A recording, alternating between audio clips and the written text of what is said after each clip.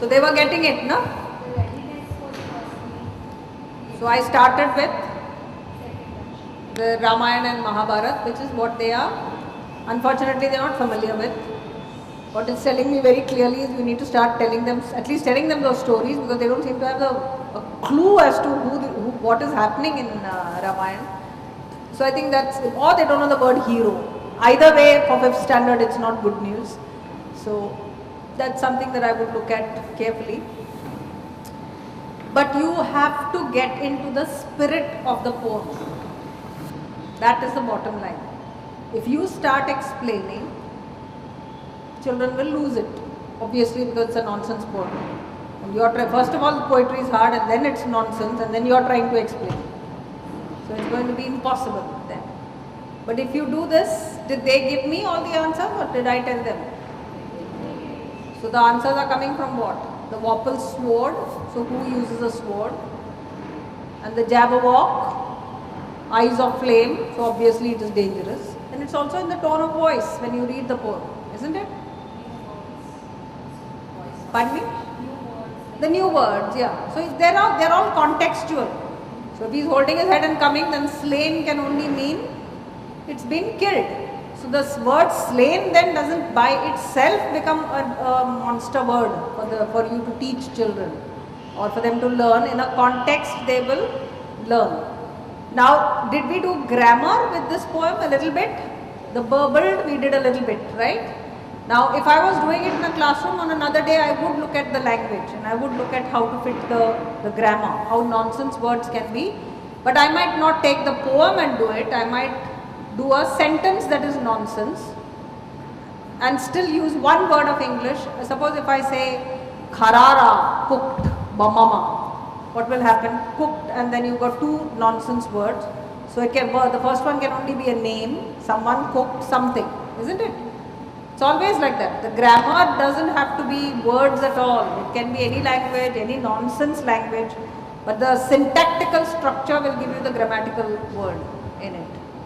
So therefore, that is what the poem is trying to do. So that's one part of the grammar. Now, if in my grade 5, I find that the children don't know their adjectives and nouns well, as in, at some place that was, you were getting a feeling that they were not sure about their basic parts of speech, then you cannot get on with a poem like this on a grammatical scale. You understand what I'm saying? So I wouldn't touch it in the grammar area in this school. But that will not be true of all schools. In some schools, by grade 4, they'll know all their parts of speech backwards and forwards. In your school, once you start doing grammar with ease, children will know all their parts of speech by the time they are in grade 2 or 3. So then you can take the grammatical items, because the grammar itself is very strong with the child. Then he'll be able to use the nonsense language and still see where the grammar is. But at this point where they are not sure about their grammar, you might not want to get into heavy duty into the grammar in that language part which is there in the book. But you could try. I mean, I would never do anything without actually giving it a go. But if I find that there is a lot of strain, then I would let it go. But a class needs to have this energy. If your class does not have energy, you are doing something wrong. Otherwise, that was when I started it, you probably thought what a hard poem it is, right? Or if you look at it, you'll say, my God, this is so hard, how will I teach this? Anyone will do that. But if you put the right amount of energy into it, and if you break it down into its essentials. See, what we do is we get caught up in the details. Because when you start reading from line 1, you are getting caught up in the details. You are asking what is slithy toves, what is mimsy groves, you are going into, it's a mess. So you don't touch it at all. What is a big ticket item? It's the war. It's the fact that there was this evil Jabberwock and this guy had a Wapple sword and he went snick a snick and he took its head and went galumphing. When you say galumphing, the gallop word is there in their mind and they'll understand he's coming on a horse with a head. And of course the father's waiting there with his open arms. The father has already been mentioned once before in the poem. So if I was really doing it in a class, I would say, how do we know it's the father? And they would, in the earlier part of the thing, pick the father's word where he says, beware the Jabberwock, my son, right? So there are 3 characters, or I would ask how many characters are there in this poem? So there will have to be a son, there will have to be Jabberwock, and there are 2 more. There's the Jujube bird, and there's Bandersnatch. So there are 3 things that you have to beware. So there are 3 monsters probably in a forest. So where will this be set? It will have to be where do monsters live? They won't live in a mall. They'll live in a forest, in some kind of a deep, dark forest.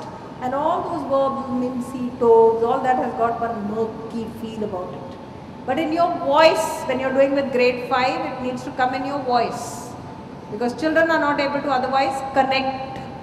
So that first part where I asked them, where do you think it is? What kind of feeling did you get? Close your eyes. Those kind of strategies are important to pull them into the poem. Once they are into the poem and they can get the feeling, that's all you actually need with poetry. They don't have to know everything about it. Now if you think now that you cannot, what kind of questions would you ask with what I did just now? Let's hear. That teacher there, tell me. This is what I do with everybody. I did it with the kids, I'll do it with you. What questions would you ask with the poem that I just did for an examination? I'll ask what is the main theme of the poem? Okay. And what do you expect the children to write?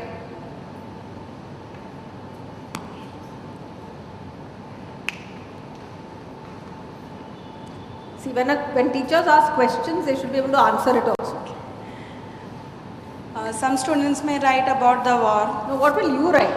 Okay. You have something called solving the paper. I hope all of you are doing that. When you give a question paper, you also give the answer key. So what would you write in your answer key to the question you have asked? The main theme will be regarding the war. The main thing is a war. The theme is that of war between good and evil.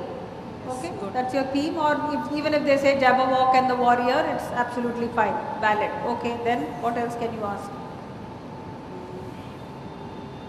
I'm asking you to make a question paper. Okay. I've just done the teaching. You can't make questions, it will mean that I've done a terrible job. Or at least it will mean that this kind of teaching is not viable for a question paper. I'll take out one line from the poem and I'll ask the figure of speech. I didn't do it. What figure of speech did I do? But there are figures of speech. I could do that. Yeah, okay, alright, given then.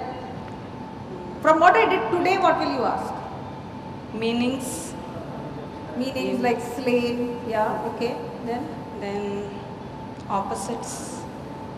What did I do with opposites? I'm not talking about my grammar, I'm only talking about poetry. Someone else? Describe the Jabberwock or draw the Jabberwock. And I definitely want from that poem the flaming eyes, I want. And I want the burbling, I want 2 things. Describe the Jabberwock using 2 parts. So they have to give me at least 2 things about him that showed that he was dangerous. So describe the Jabberwock is dangerous. Which 2 things tell you that it was dangerous could be one question. They'll still have to give me those 2 things. Then anything else?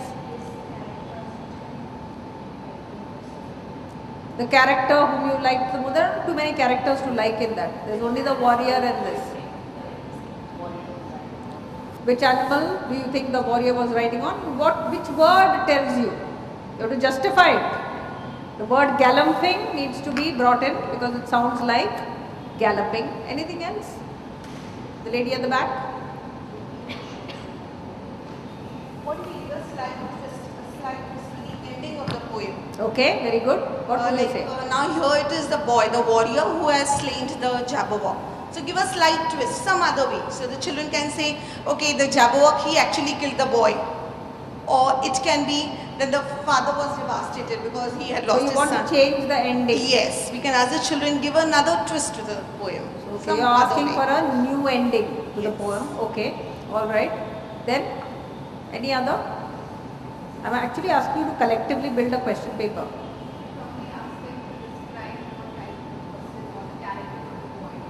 Describe the character of the boy in a few words, like brave and valiant, and provided you talked about those words to them, right? The way he went ahead and he fought, so his father told him about. Correct. So he's extremely brave. courageous, he's adventurous, isn't he? Yes. So He's that brave, probably he takes risks, all of those things are there. And are they parts, or you could twist that question and say, what are the qualities of a hero? And do you see those qualities in the hero of this poem?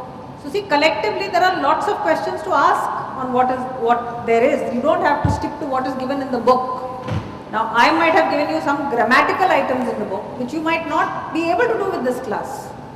But that movement I cannot judge. When I am writing that book and questions, I don't know where you are. See, I will not presume that your children are not 100% pakka with the grammar. But having said that, if you do want to use the grammar, then you can do this poem later. And you can bring up the grammar to a particular point. And then you can do this poem towards the second term. You don't have to do it in the first term at all. So that's another choice that you have. So there are many ways in which you can deal with, but poetry must have energy. Poetry must have mood. You must understand what is the mood. What is the mood in this poem? There can be more than one mood. When I read the first paragraph, what did they say? It's scary, it's dangerous, isn't it? There were particular words that came from there. So there's this feeling of there's a depression around it. And why is there a depression? Because there are three monsters that are running free.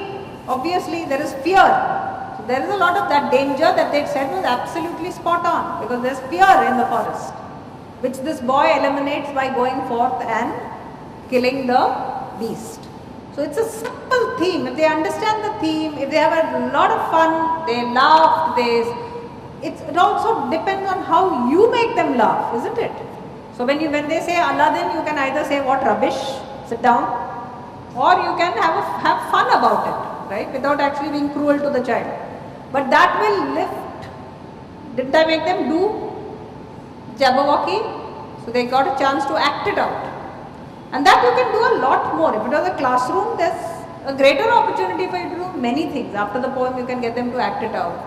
After the poem, you can get them to, what are the other writing activities you can do with this? Creative writing, come on.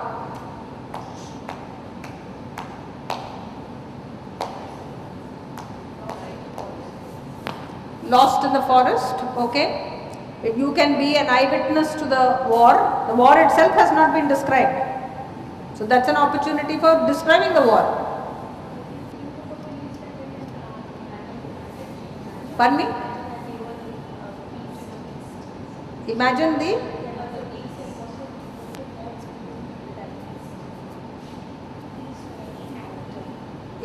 that they were. Imagine they were in front of a beast. Huh. What What would would your feelings be? What would your reactions be if you met Jabberwock in the woods with flaming eyes charging towards you? Okay, lovely. That sounds like a great adventure story. Then? the father welcoming the sun back? The father welcoming the son back. What would you want to write? Like he must have arranged something. Celebration afterwards? Okay, you could do that. What if you were doing a newspaper report?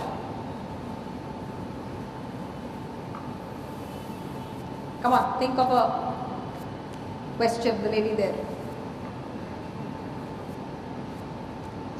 Doesn't matter which grade you're teaching, it's common sense. You've been a student, right, for so many years, so you should be able to do a question, even if you're teaching pre-primary. So come on, as a student, what question would you ask? You want to write, I want them to write a report, because all the time you've been talking to me about adventure stories, imagination, changed ending, characterization. I love all of it. I want to now do a newspaper report. What would your question be? Interview, okay, an interview with the warrior about his experience, how he felt, etc. Any other? If you were living in today's time, what would Times of India report? What would the headlines be? Huh? Encounter. Encounter. So, police encounter. So, warrior encounter. Three dangerous Just- beasts in the 3 dangerous beasts killed. Killed. It has to be a headline. So, it has to be like a headline, right? So, children will then be able to give you a lot of headlines. Yes? Jabberwock strikes back. Jabberwock strikes back and is struck down.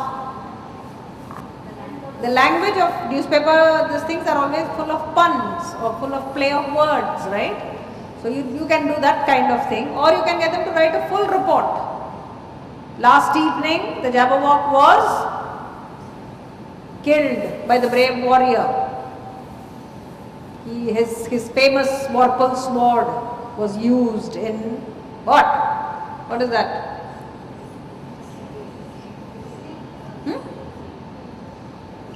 Hello, what is that word? Not killing. Huh? Flaming nail. What? How did he kill him? He took his head, na? So what's that called? Snicker snack? Took off his head. So what's that word? He's writing a report, mind you. It starts with C. It starts with D actually, but it's got a C in it. Decapitating, right? Decap. Cap. D. Take out your cap, take out your head also. Decapitating or beheading, right? Or beheading the monster. So you will have good language in a report. A report can't be anyhow. So you'll have to give them certain words before they write that newspaper report. But it's worth it doing a newspaper. Now, if you look at all the genres, you've got a descriptive genre with the thing. You've got a story where you're changing the ending. So you've got the narrative. You've got the reporting. What would you do with an